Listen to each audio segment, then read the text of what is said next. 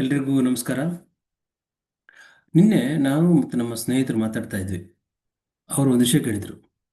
Investment ಬಗ್ಗೆ ಎಲ್ಲ discussion ಆಯಿತು. ಸರ್, ಮಾರ್ಕೆಟಲ್ಲಿ ಇನ್ವೆಸ್ಟ್ ಮಾಡೋದ್ರಿಂದ ಲಾಭ ಹೆಚ್ಚಾ ಅಥವಾ ಇದೇನು ಟ್ರೇಡಿಂಗ್ ಅಂತ ಹೇಳ್ತಾರ, ಟ್ರೇಡಿಂಗ್ ಮಾಡೋದ್ರಿಂದ ಲಾಭ ಹೆಚ್ಚಾ ಅಂತ ಕೇಳಿದರು. ಎಷ್ಟು ಜನ ಬೆಳಿಗ್ಗೆ ಬೈ ಮಾಡೋದು, ಆಮೇಲೆ ಸೆಲ್ ಮಾಡೋದು, ಇಂಟ್ರಾಡೇ ಟ್ರೇಡಿಂಗು, ಮಾರ್ಜಿನ್ ಟ್ರೇಡಿಂಗ್, ಅದು ಇದು ಅಂತ ಮಾಡ್ತಾ ಇರ್ತಾರೆ.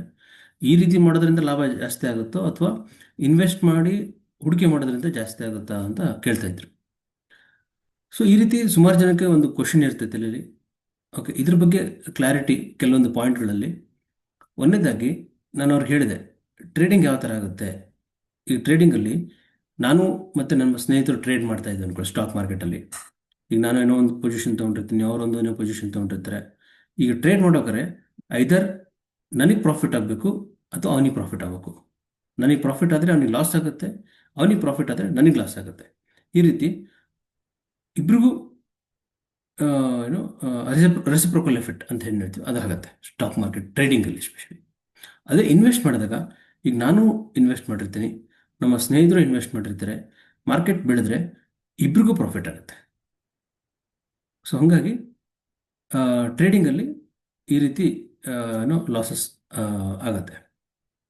ಎರಡನೇ ಪಾಯಿಂಟು, ಟ್ರೇಡಿಂಗ್ ಮಾಡಬೇಕಾದ್ರೆ ಈಗ ಸಪೋಸ್ ನಾನೊಂದು 100 ರೂಪಾಯಿ 1000 ರೂಪಾಯಿ ಹಾಕಿದೆ, ನಮ್ಮ ಸ್ನೇಹಿತರು ಒಂದು 100 ರೂಪಾಯಿ 1000 ರೂಪಾಯಿಂದ ಟ್ರೇಡ್ ಮಾಡಿದ್ರು ಅನ್ಕೊಳ್ಳಿ. ಸೊ ಅವ್ರಿಗೇನು ಲಾಭ ಆಗುತ್ತೋ, ಈಗ 100 ರೂಪಾಯಿ ಅಥವಾ ಆ ಟ್ರೇಡಿಂಗಲ್ಲಿ ಏನು ಲಾಭ ಆಗುತ್ತೋ ಅವ್ರಿಗೆ ಸಿಗೋದು 90 ಅಥವಾ 95 ರೂಪಾಯಿ.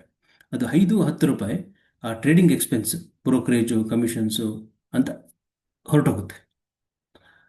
ಈ ಟ್ರೇಡಿಂಗಲ್ಲಿ ನಾವು ದುಡ್ಡು ಮಾಡ್ತೀವೋ ಇಲ್ಲ ಗೊತ್ತಿಲ್ಲ, ಆದರೆ ಬ್ರೋಕರೇಜ್ ಕಮಿಷನ್ ಮಾತ್ರ ಕಟ್ ಆಗೇ ಆಗುತ್ತೆ. ನಾವು ಪ್ರಾಫಿಟ್ ಮಾಡಿದ್ರೂ ಕಟ್ ಆಗುತ್ತೆ, ಪ್ರಾಫಿಟ್ ಮಾಡದೇ ಇದ್ರೂ ಕಟ್ ಆಗುತ್ತೆ. ಸೊ ಇದು ಎರಡನೇ ಪಾಯಿಂಟು.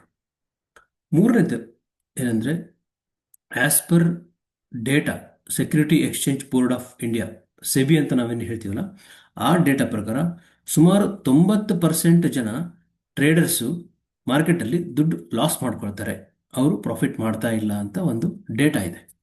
ಸೊ ಹೀಗಾಗಿ ನೆಕ್ಸ್ಟ್ ಟೈಮ್ ನೀವು ಟ್ರೇಡ್ ಮಾಡ್ಬೇಕಾದ್ರೆ, ಟ್ರೇಡ್ ಮಾಡಬೇಡಿ ಅಂತ ನಾವು ಹೇಳಲ್ಲ, ಟ್ರೇಡ್ ಮಾಡಬೇಕಾದ್ರೆ ಈ 3 ಪಾಯಿಂಟ್ಗಳನ್ನ ಗಮನದಲ್ಲಿಟ್ಕೊಳ್ಳಿ.